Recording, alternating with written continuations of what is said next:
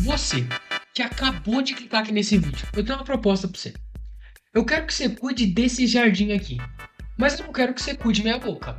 Eu quero que você faça desse jardim um baita de um jardim. Jardim saudável, jardim bonito, jardim cheiroso, um jardim elegante. Eu quero que você transforme esse jardim no melhor jardim de todos. Bom, o que você pode fazer com essa proposta aí que eu te ofereci? Você pode regar o jardim todo dia e esperar que uma hora ele vai florescer. E talvez ele floresça um pouco, mas eu te falei que eu quero um jardim bom. Então, você vai ter que se importar, você vai ter que analisar umas variáveis externas que vão ser muito mais complicadas do que simplesmente só, vou regar ele todo dia. Que variáveis externas, você se pergunta? Vamos lá. Primeiro, as espécies de planta que tem nesse jardim. Cada espécie, às vezes, precisa de uma quantidade X de água ou uma quantidade Y de nutriente. Você vai ter que ver quanto de nutriente e água você vai ter que pôr em cada canto desse jardim. Não só isso, a incidência de luz solar, por exemplo, no jardim. Pô, você vai ver se você vai estar plantando no ambiente claro, no ambiente escuro. Isso tudo influencia muito no resultado final do jardim perfeito aí que a gente quer alcançar. O ponto que eu quero chegar aqui com vocês, com essa analogia que eu estou fazendo no começo do vídeo, calma, o assunto ainda é sobre calorias, vocês vão entender, é que para a gente conseguir chegar em um bom jardim, realmente um bom jardim, tem muitas mais variáveis externas que fazem com que a gente consiga chegar nisso. A gente não pode simplesmente resumir a complexidade de cultivar um jardim a simplesmente uma frase ou um macete que vai mudar a sua vida. E a mesma coisa acontece para o nosso corpo. O nosso corpo é extremamente complexo. Você tem que ingerir certas quantidades de macro, micronutrientes, vitaminas, sais minerais. Tudo isso que compõe o nosso corpo é extremamente complexo.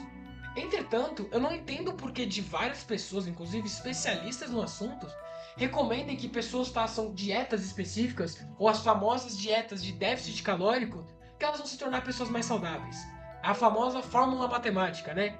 Calories in menos calories out. Se você come menos do que você gasta, você vai emagrecer.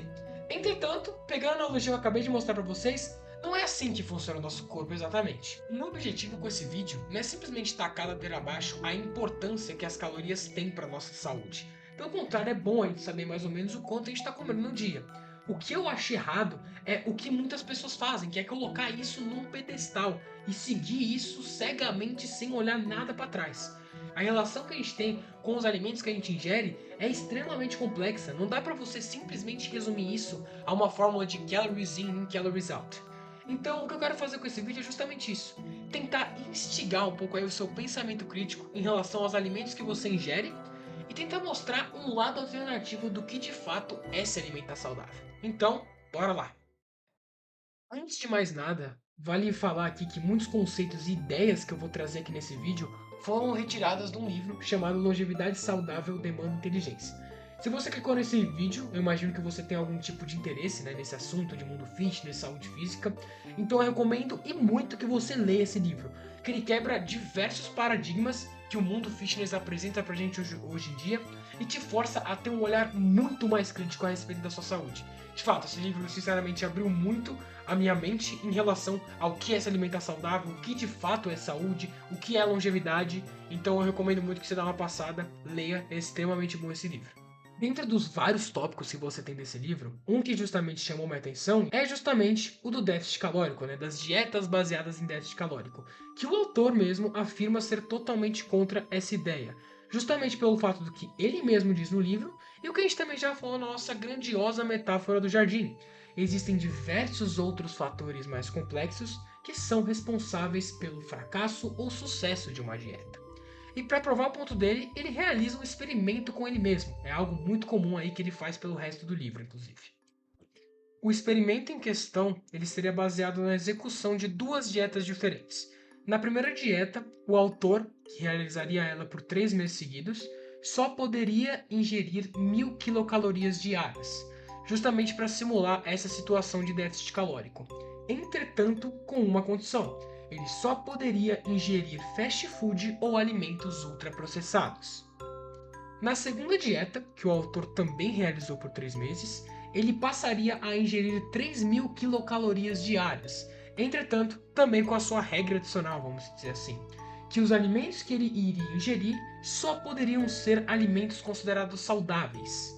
O que são alimentos saudáveis? De acordo com o próprio autor, alimentos saudáveis são aqueles alimentos que possuem nutrientes eficazes em não gerar estímulo adiposo e igualmente eficazes em acelerar o metabolismo basal.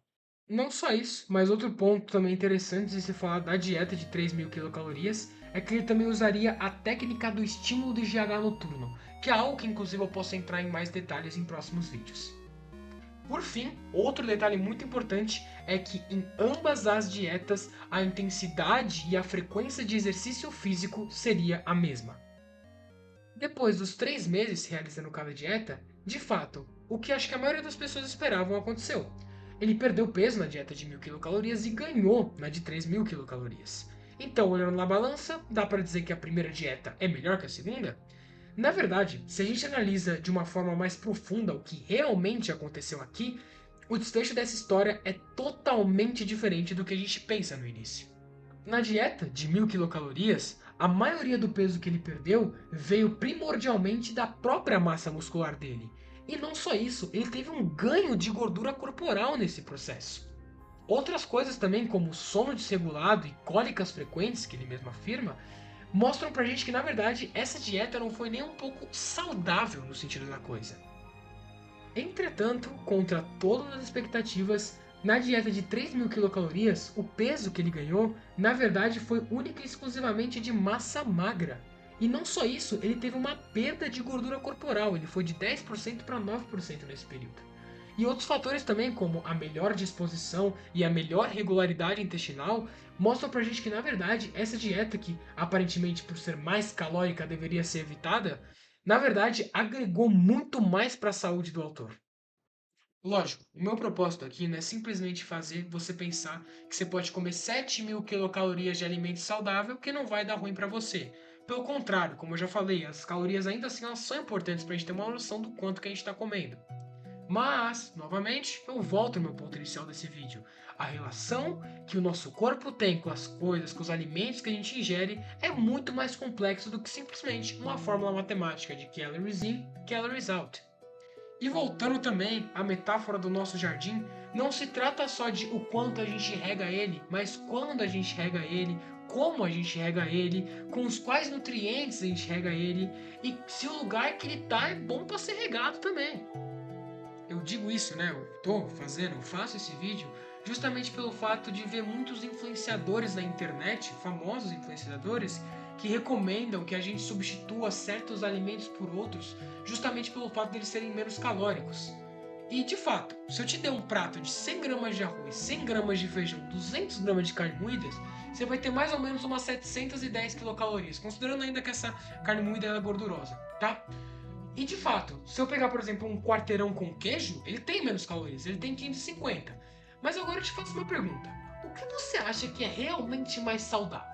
Vale a pena você reduzir 200 quilocalorias, mas para comer um quarteirão com queijo em vez de um prato completo cheio de nutrientes para o seu corpo? Finalizando o vídeo agora e pegando de tudo um pouco, né, do que eu disse até agora, o questionamento principal que eu deixo é esse mesmo, né? O que de fato é se alimentar de forma saudável?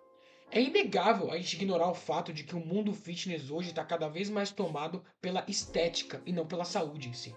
Se você for agora no YouTube e pesquisar dieta para emagrecer, você vai ver muito mais vídeos de dietas milagrosas que permitem resultados absurdos em menos de 2, 3 semanas do que de fato dietas de qualidade que vão trazer longevidade e saúde para você a longo prazo, né? E isso corresponde muito ao que as pessoas realmente são hoje em dia, né? A maioria da galera que quer atingir esses objetivos físicos são pessoas imediatistas, que não importa a tática que elas tiverem que recorrer, elas vão fazer de tudo para tentar atingir de forma mais rápida possível o corpo dos sonhos delas, ignorando diversas barreiras e considerações importantes que o nosso corpo precisa levar em consideração. Então, enfim, esse foi o vídeo, eu espero que vocês tenham gostado aí. Eu gosto de falar, né, de assunto de saúde, coisa do tipo, então possivelmente os próximos vídeos do canal vai ser sobre isso. E também, né, um assunto que é extremamente paradoxal, porque é uma ciência que teoricamente é exata, tem tanta opinião divergente aí na internet. Enfim, espero que vocês tenham gostado do vídeo e até a próxima aí, família.